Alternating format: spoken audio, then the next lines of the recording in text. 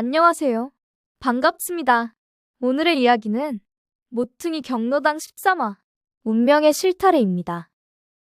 이야기가 재미있으시면 구독과 좋아요 부탁드립니다. 할머니가 들려주신 이야기는 40년 전 어느 가을날 빗속에서 시작되었다. 한 백화점 앞 비가 억수같이 쏟아지고 있었다. 30대 중반의 젊은 박영희가 짐박스를 들고 나왔다. 그동안 일하던 백화점을 퇴사하는 날이었다. 영희 씨, 이거라도 가져가세요.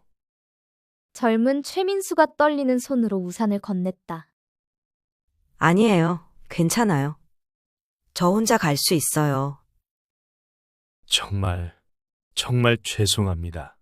제가 제 가족 때문에 어쩔 수 없었습니다.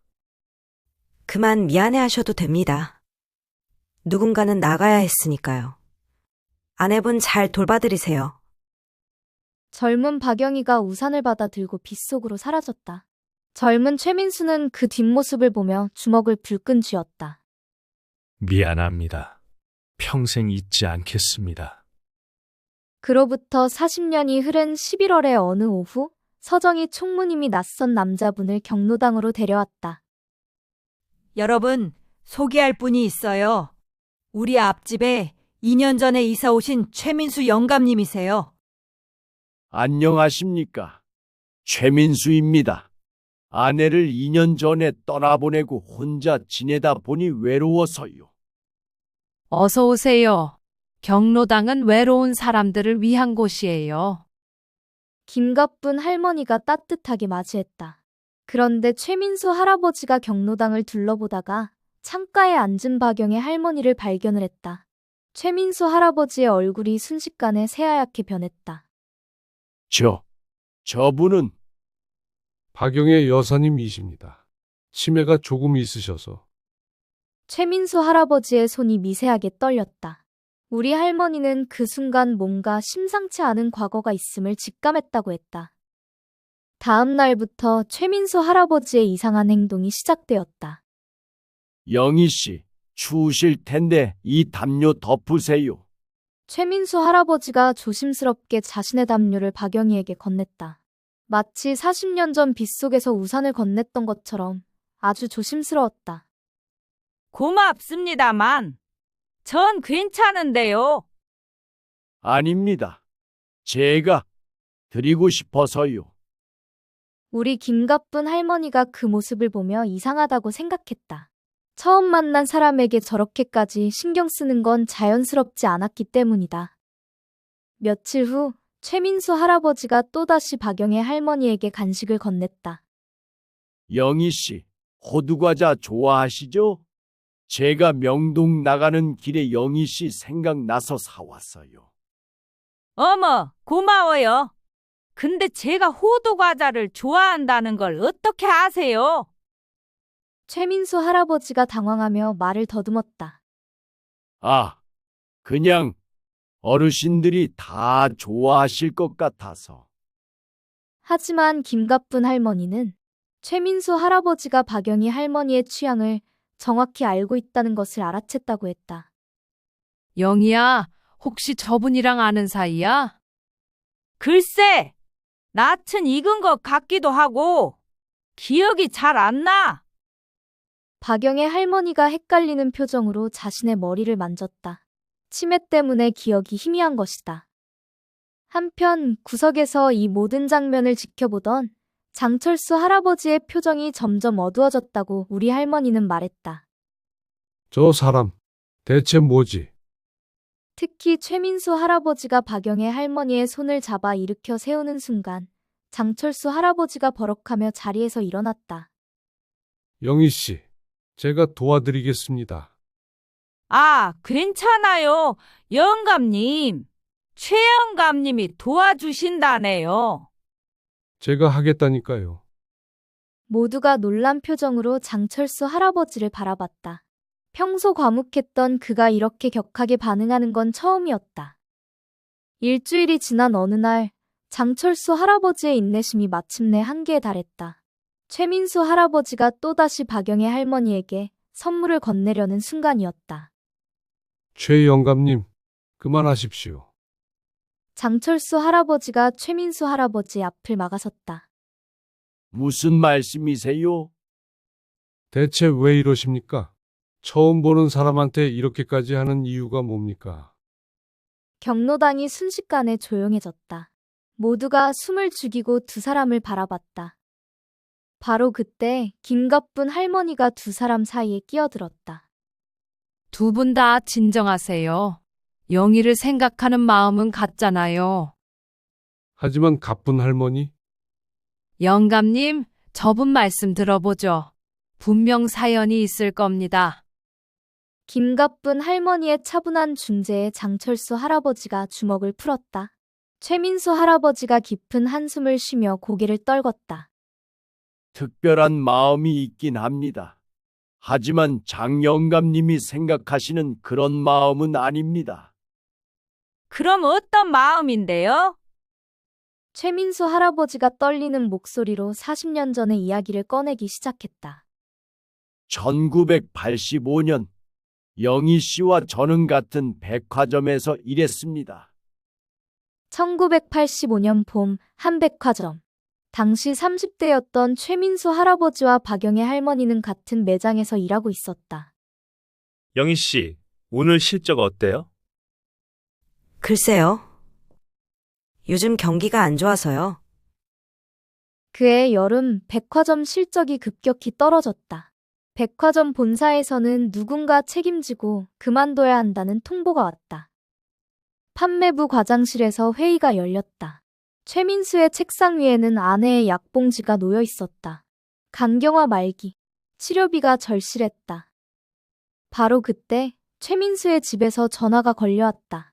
수화기 너머로 갓난아이가 우는 소리가 들렸다. 여보, 애가 열이 너무 높아요. 응급실 가야 할 것 같은데 병원비가 걱정이에요. 어떡해요? 알았어. 내가 어떻게든 해결할게. 전화를 끄는 최민수의 손이 떨렸다. 과장실 문이 열렸다. 최민수 씨, 박영희 씨. 둘 중 한 분이 퇴사하셔야 합니다. 과장님, 제게 먹여 살려야 할 가족이 있습니다. 아내가 아프고 갓난아이가. 제발. 침묵이 흘렀다. 박영희가 조용히 입을 열었다. 알겠습니다. 제가 나가겠습니다. 영희 씨, 괜찮아요. 민수 씨는 지킬 가족 있잖아요. 전 혼자니까. 그날 저녁 비가 쏟아지는 백화점 앞.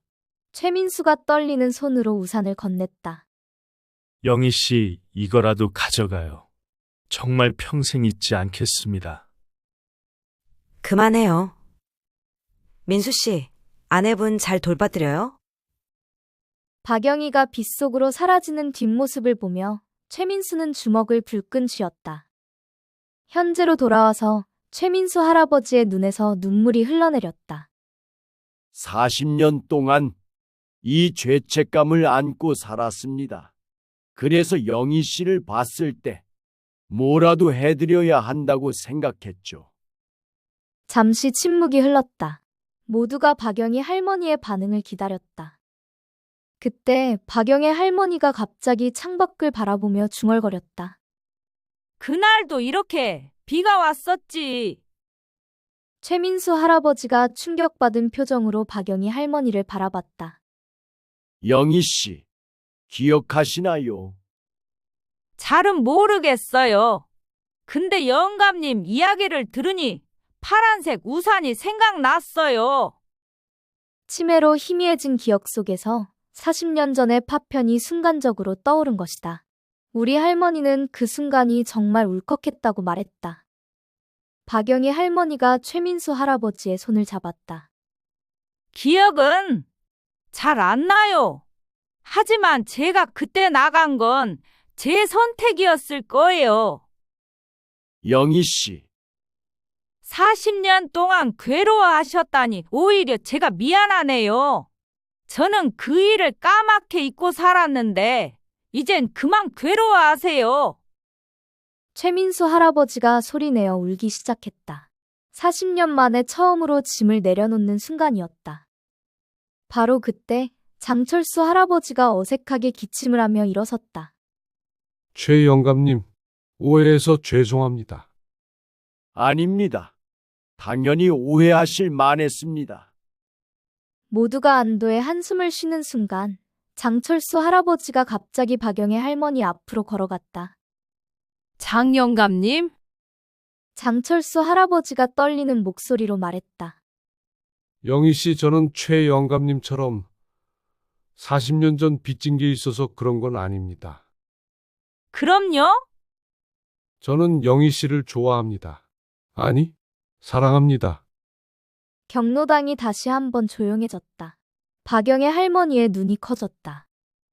영감님, 최 영감님이 영희 씨한테 그렇게 잘해주는 걸 보면서 저는 질투가 났습니다. 왜냐하면 제가 영희 씨 곁에 있고 싶었으니까요.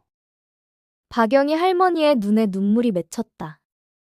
영감님 질투해줘서 고마워요. 박영희 할머니가 장철수 할아버지의 손을 잡았다. 하지만 곧 미소가 사라지며 불안한 표정이 되었다. 그런데 영감님, 제가 또 잊어버릴지도 몰라요. 영희 씨, 이 순간도 영감님의 고백도 다 잊어버릴 수도 있어요. 그럼 어떡하죠? 장철수 할아버지가 박영희 할머니의 손을 더욱 꽉 잡았다. 그럼 제가 매일 다시 말해드리면 됩니다. 영희 씨가 잊어버릴 때마다 제가 다시 고백하면 되잖아요. 100번이라도 1000번이라도. 매일 새롭게요? 네, 매일 새롭게 사랑하면 되니까요. 박영의 할머니의 눈에서 눈물이 흘러내렸다. 하지만 이번에는 슬픔이 아닌 따뜻한 감동의 눈물이었다. 그럼 잊어버려도 괜찮을까요? 괜찮습니다. 제가 기억해 드릴 테니까요. 모두가 박수를 치기 시작했다. 자, 이제 다들 화해했으니 차나 한잔 합시다. 오늘은 제가 케이크 사올게요. 축하할 일이 2가지나 생겼잖아요. 창밖으로 따뜻한 햇살이 쏟아져 들어왔다. 그 순간 40년 전 빗속에서 우산도 없이 사라지던 젊은 박영희의 모습이 스쳐 지나갔다. 그리고 지금 창가에서 햇살을 받으며 미소 짓는 박영의 할머니의 모습이 겹쳐졌다. 40년이라는 긴 시간 동안 비는 언젠가 먹고 햇살은 다시 찾아온다는 것을, 그리고 진정한 사랑은 기억을 잃어도 매일 새롭게 시작할 수 있다는 것을. 그날 경로당에는 40년 만의 용서와 새로운 사랑의 고백이 함께 피어났다. 과거의 빚을 갚으려던 한 사람, 그것을 너그럽게 용서한 한 사람, 그리고 매일 새롭게 사랑하겠다고 약속한 한 사람. 할머니는 그날을 이렇게 기억하고 계셨다. 진정한 용서란 기억하지 못해도 베풀 수 있는 것이고, 진정한 사랑이란 잊혀져도 다시 시작할 수 있는 것이라고. 그리고 가장 무거운 짐은 다른 사람이 아니라 바로 자기 자신이 지워주는 것이라고. 에필로그 운명의 실타래. 할머니가 말씀하시길 사실 그날의 이야기에는 우리가 모르는 또 하나의 장면이 있었다고 했다. 40년 전 우산을 받아든 박영희가 빗속을 걸었다. 백화점이 있던 곳은 대전 중앙시장 근처의 백화점이었다. 퇴사한 날 저녁 박영희는 발길을 대전 중앙시장으로 옮겼다. 오늘은 진짜 술 한 잔 안 마시고는 지나가기 어려운 힘든 하루였네. 시장 어귀에 허름한 포장마차. 박영희가 자리에 앉아 소주를 시켰다. 바로 그때 빗속에서 무거운 배달 상자를 들고 뛰어가는 한 남자가 눈에 들어왔다. 30대 후반쯤 되어 보이는 남자는 비에 흠뻑 젖은 채로도 쉬지 않고 배달을 하고 있었다. 그가 상자를 내려놓으며 잠깐 숨을 고를 때 박영희는 그의 지친 얼굴을 보았다. 하지만 그 눈빛만큼은 살아있었다. 저분 참 열심히 사시네. 박영희는 혼잣말로 중얼거리며 소주잔을 들었다. 그녀는 그날 빗속에서 본 그 남자가 40년 후 자신에게 매일 새롭게 사랑을 고백할 사람이 될 줄은 몰랐다. 그리고 그 남자 역시 빗속에서 자신을 지켜보던 그 여인이 40년 후 자신의 가장 소중한 사람이 될 줄은 몰랐다. 모퉁이 경로당 어르신들과 비슷한 경험이 있으시면 따뜻한 댓글로 함께 이야기 나눠요. 끝까지 들어주셔서 감사합니다. 모퉁이 경로당 다음 이야기에서 다시 만나요.